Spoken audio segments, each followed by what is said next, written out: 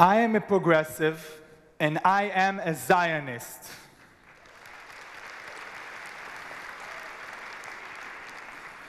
My grandmother Chava came to Israel in the 30s from Ostroleka, Poland. She came without money and property, but my mother received excellent public education. When she was sick, her health care was free. My grandmother worked as a preschool teacher for 30 years. She received fair wages and social rights because she was a union member.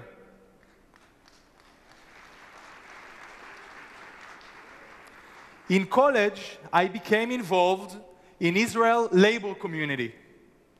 The Israeli economy was booming, but inequality and poverty were on the rise. Low-wage workers were being left behind.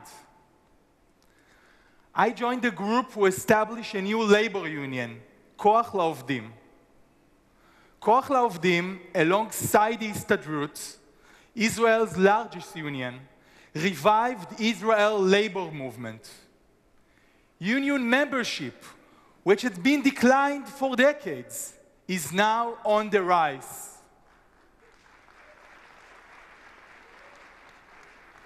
200,000 workers have organized in Israel over the last decade. Today, I manage the Berl Katzenelson Center, named after the father of progressive Zionism. We educate and train leaders, activists, organizers in universities, in the civil service, and in different communities throughout the country. The pre-military academy we established sits 60 meters from my office. Next door is the bilingual Hebrew-Arab kindergarten, where Jewish and Arab kids play together every day.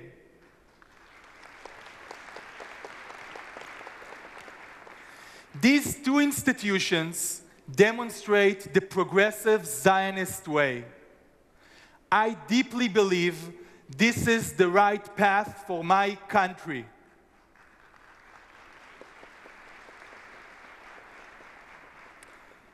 In my work, I meet progressive leaders from around the world. I am grateful that the majority of them support Israel. However, some who call themselves progressive are openly hostile to Israel. They don't criticize Israel's policy. They take a stand against its very existence as a Jewish and democratic state. I know that many of you are familiar with the anti-Israel boycott, divestment, and sanctions movement known as BDS. BDS calls on countries and organizations to cut ties with Israel. BDS shrouds itself in social justice language, mistakenly creating a seemingly natural partnership with the progressive community. BDS is based on hypocrisy.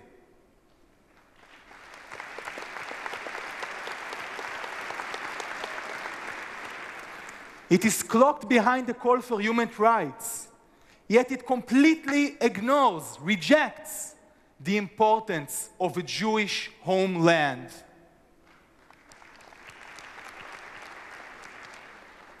In truth, if BDS leaders cared for the welfare of the Palestinians, they would support more, greater economic and social cooperation, not isolation. In truth, if BDS leaders cared for peace, they would cooperate with us, progressive Israelis who are fighting for peace.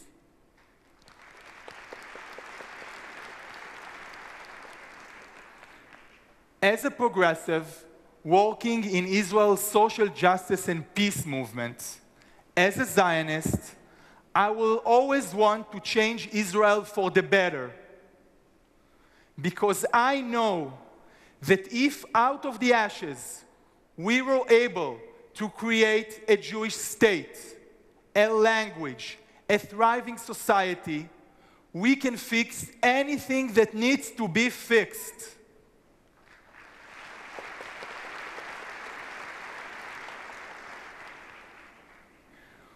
We should do the exact opposite of what BDS supporters advocate. They think that Israel speaks one voice, and all Israelis are alike. We should provide a space for the multiplicity of voices.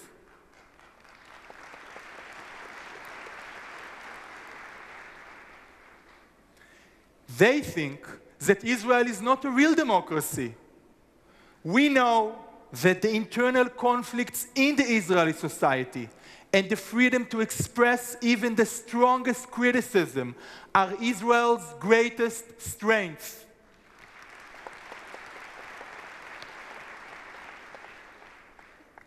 I believe that Israel is worth fighting to both protect and improve, wherever and however possible. At the core of the Jewish teaching is the idea of the city on the hill, the belief that we must always be Or LaGoim, the light unto the nations. For me, it means working towards a just and shared society.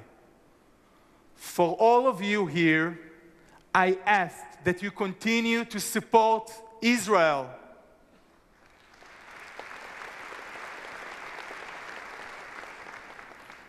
We must remember always the lessons of the past. If we believe in something, if it is change we seek, we must be willing to act. Thank you.